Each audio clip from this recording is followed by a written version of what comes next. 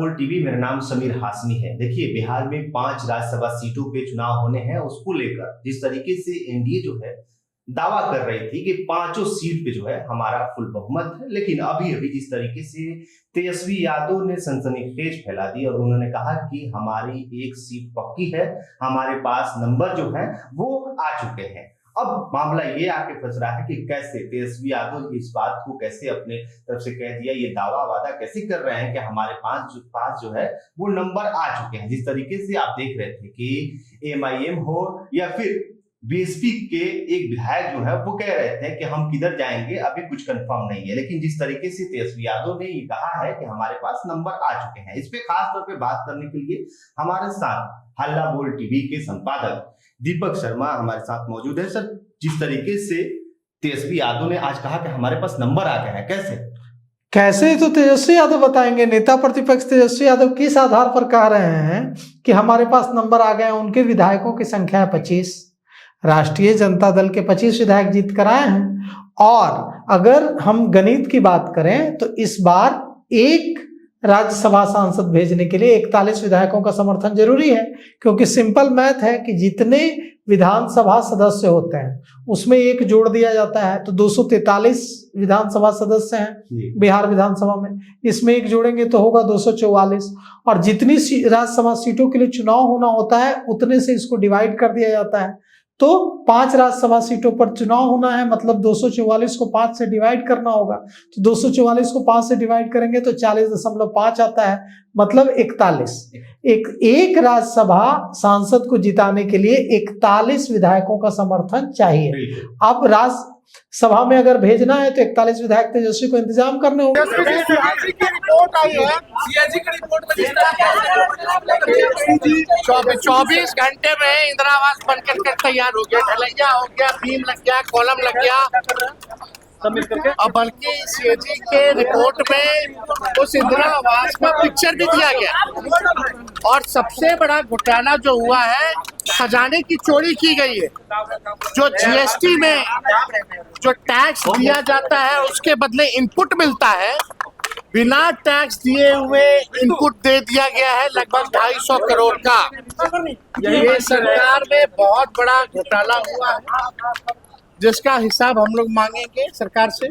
आज भी हम लोगों ने सवाल पूछा सदन में, राहुल जी ने, सरबजीत जी ने इन सवालों को उठाया, लेकिन सरकार पक्ष से निकली।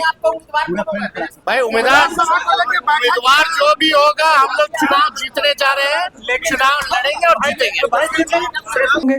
तेजस्वी यादव की पार्टी के पास है 25 विधायक। अगर उनको यह भरोसा होगा कि कांग्रेस हमारा समर्थन करेगी तो कांग्रेस के पास 6 विधायक हैं, तो 25, 5, 30 और 31 हो गए। अगर उनको लग रहा होगा कि कम्युनिस्ट पार्टियां हमारा समर्थन करेंगी तो भी नंबर पूरे नहीं होते, तो क्या एआईएमआईएम से उनकी बात फाइनल हो गई है? और एआईएमआईएम ने तो नहीं कहा है कि हाँ हम राजद के कैंडिडेट का समर्थन करेंगे।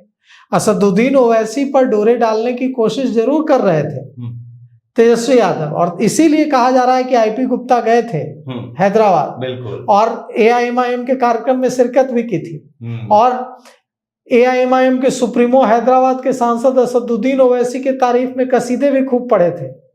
लेकिन जो एआईएमआईएम की ओर से संकेत दिए जा रहे हैं उसमें कहीं से यह नहीं है कि बात बन गई है, क्योंकि एआईएमआईएम को तेजस्वी यादव ने बड़ा रुलाया था।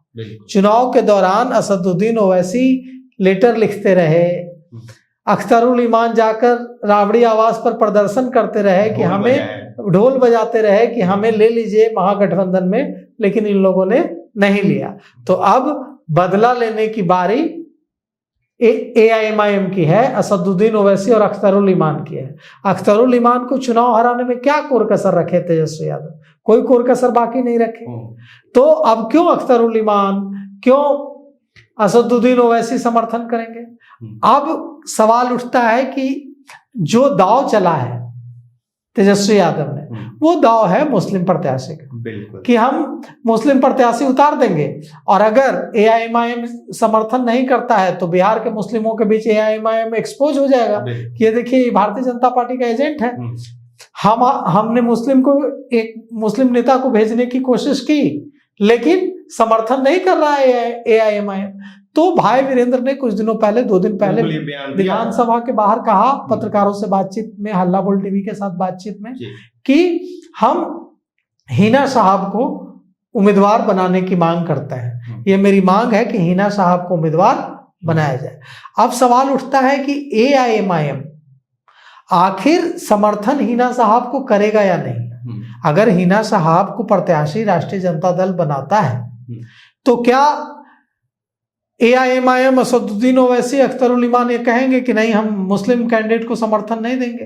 क्योंकि यह भी हो सकता है कि AIMIM कहे कि हम दूसरे प्रत्याशी को खड़ा करेंगे।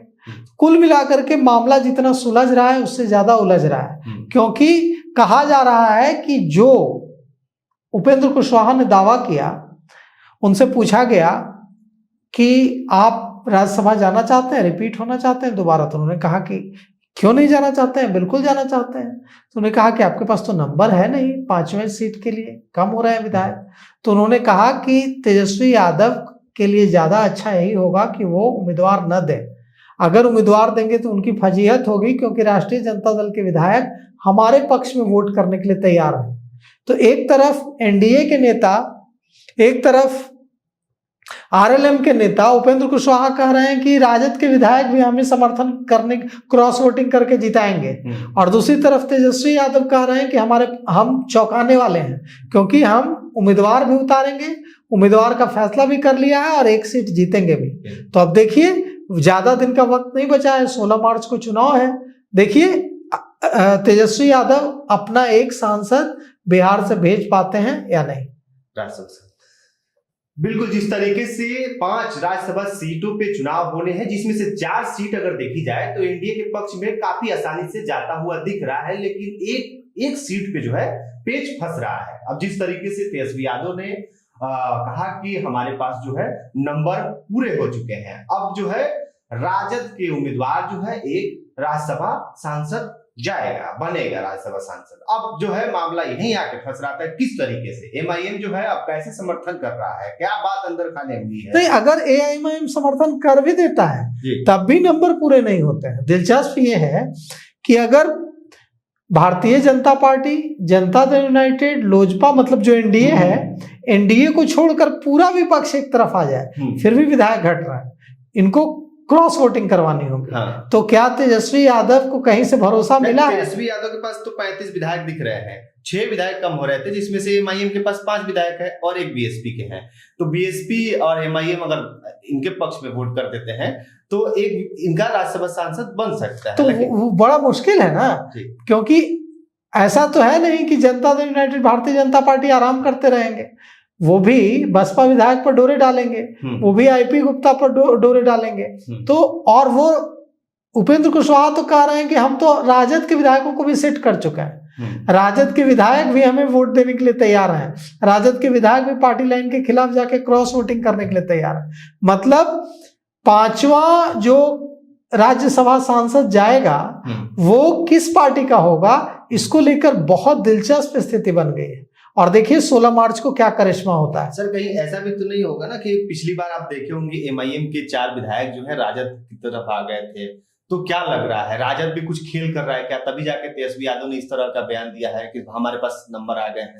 देखिए, पिछली बार की स्थिति अलग थी, इस बार की स्थिति अलग है। पिछली बार के हालात ये थे कि तेजस्वी यादव बहुत मजबूत थे, राष्ट्रीय जनता दल बहुत मजबूत था, थोड़ा सा से सत्ता से चूके थे तेजस्वी, और इस बार मुश्किल से नेता प्रतिपक्ष बने हैं। तो डूबती नैया में, डूबते जहाज में कोई सवार होना नहीं चाहता। पिछली बार AIMIM के अख्तरुल इमान को छोड़कर सारे विधायक आ गए थे, इसलिए क्योंकि तेजस्वी यादव की पार्टी एक मजबूत विपक्ष की पार्टी थी, ऐसी पार्टी थी जो थोड़े से अंतर से सत्ता में आते आते रह गई थी। इस बार वे मुश्किल से विधानसभा में नेता प्रतिपक्ष बने हैं, 2 विधायक कम हो जाते तो नेता प्रतिपक्ष भी नहीं बनते। तो इस बार AIMIM छोड़कर कोई नहीं आएगा, क्योंकि AIMIM छोड़कर जो लोग आए थे राजद में, कोई पहुंचे विधानसभा इस बार नहीं पहुंचे, सारे हार गए चुनाव। तो कुल मिलाकर के इस बार तेजस्वी यादव की अग्नि परीक्षा है।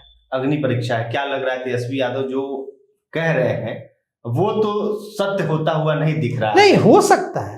ऐसा भी नहीं है कि सत्य होता नहीं दिख रहा, हो भी सकता है, क्योंकि अगर जो जिनका जिनका आपने नाम लिया कि कम्युनिस्ट CPIML के तो देंगे ही, CPIM के देंगे ही, और कांग्रेस के ऐसा तो नहीं है कि भारतीय जनता पार्टी के पक्ष में कर देंगे, कांग्रेस के विधायक भी देंगे, लेकिन क्रॉस वोटिंग करवाने की कोशिश कर, क्योंकि देखिए अगर एकजुट हो जाता है पूरा एनडीए, क्योंकि जीतन राम मांझी का अलग है उनकी मांग, उपेंद्र कुशवाहा की अलग है, चिराग पासवान की मांग अलग है, तो कुल मिलाकर के बात यह है कि 3 विधायक घट रहे हैं, उधर 3 घट रहे हैं, हाँ, इधर 6 घट रहे हैं, हाँ, तो 3 विधायक घट रहे हैं एनडीए को। एनडीए की सरकार है बिहार में, एनडीए के पास पावर है, पुलिस है, खजाना है, पैसा है, क्या नहीं है, सब कुछ है ना। और तेजस्वी यादव के पास कुछ नहीं है देने के लिए। तेजस्वी यादव क्या देंगे, उनके पास देने के लिए कुछ नहीं है। नीतीश कुमार, अमित शाह, सम्राट चौधरी, विजय सिन्हा के पास देने के लिए बहुत कुछ है। सत्ता में जो पार्टी होती है वो बहुत तरीके से प्रभावित कर सकती है। तो कुल मिलाकर के तेजस्वी यादव के लिए बहुत मुश्किल होगा इस बार अपना एक सांसद भेजना राज्यसभा में, देखिए। लेकिन एनडीए के लिए भी बहुत केकवॉक नहीं है, बहुत आसान नहीं है, बहुत आसान नहीं है। 3 और 6 की लड़ाई है। अब देखना यह है कि 3 जीतता है या 6 जीतता है। जिस तरीके से तेजस्वी यादव ने कहा है कि हमारे पास नंबर पूरे हो गए हैं, लेकिन देखना यह है कि किस तरीके से ये नंबर पूरे होते हैं। MIM का क्या कुछ बयान आता है।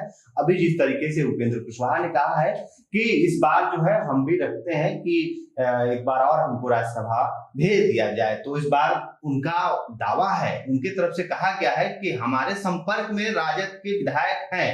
अब देखना यह है क्या कुछ होता है। आपका क्या कुछ प्रतिक्रिया है, कमेंट बॉक्स में जरूर हमसे साझा कीजिएगा। बहुत बहुत धन्यवाद।